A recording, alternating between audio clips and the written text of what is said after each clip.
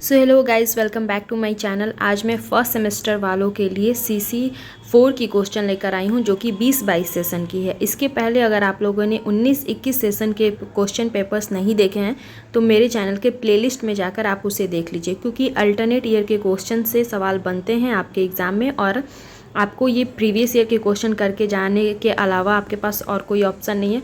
और इतना कर लीजिएगा, आपका काम हो जाएगा। इसलिए मैं ये क्वेश्चंस लेकर आई हूँ आपके लिए। तो आइए अब बिना देरी के क्वेश्चन शुरू करते हैं। ये पहला है, ये क्वेश्चन का फॉर्मेट तो आपको पता ही है कि लॉन्ग क्वेश्चन है जिसमें से आपको 3 का आंसर करना और एक के लिए आपको 10 नंबर मिलेंगे। पृथ्वीराज रासो के महाकाव्य पर प्रकाश डालिए। पृथ्वीराज रासो राजनीति की महाकाव्यात्मक त्रासदी है, इस कथन की समीक्षा कीजिए। संदेश रासक के काव्य शिल्प पर प्रकाश डालिए। विद्यापति के रूप वर्णन के वैशिष्ट्य पर प्रकाश डालिए। पदावली गीति सौंदर्य का विवेचन कीजिए। दूसरा है, अमीर खुसरो की देन पर प्रकाश डालिए।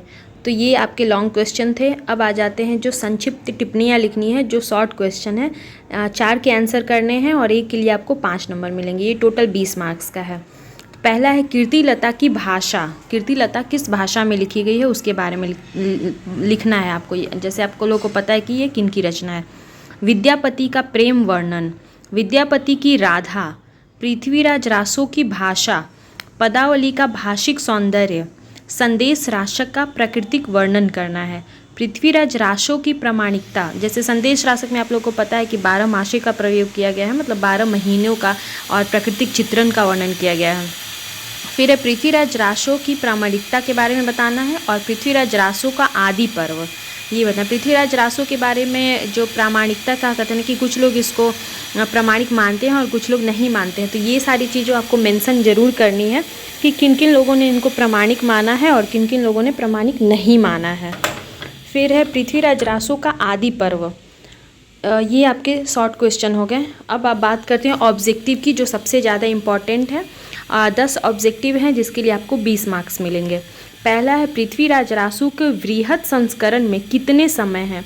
तो ये 69 सर्ग हैं। संदेश रासक में कितने प्रक्रम हैं?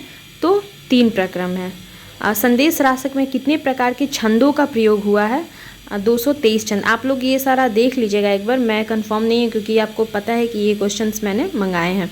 संदेश रासक के कवि कौन है? तो अब्दुल रहमान। फिर खालिक बारी किसकी रचना है? तो अमीर खुसरो की।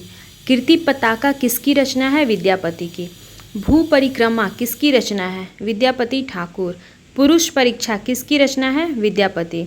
और पृथ्वीराज रासो के लघु संस्करण में कितने समय हैं? तो ये 69 है। और अभिनव जयदेव किस कवि को कहा जाता है? विद्यापति को। तो ये जो सारा क्वेश्चन देखेंगे तो लगातार आपको विद्यापति के बारे में ही पूछा गया। भू परिक्रमा एक बार आप लोग देख लेना, क्योंकि मैं भी कंफर्म नहीं है, क्योंकि और ये विद्यापति और ठाकुर 2 अलग अलग कवि हैं, तो आप देख लीजिएगा एक बार।